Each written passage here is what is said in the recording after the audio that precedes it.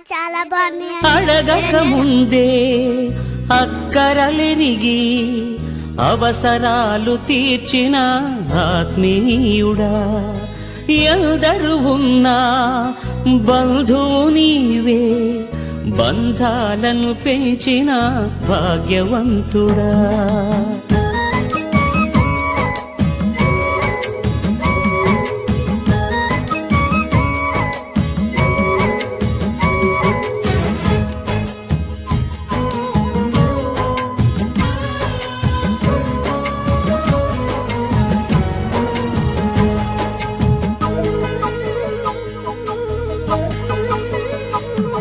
పదే పదే నేను పాడుకోనా, ప్రతి చోట నీ మాట నా పాటగా, మరి మరి నేను చాటుకోనా.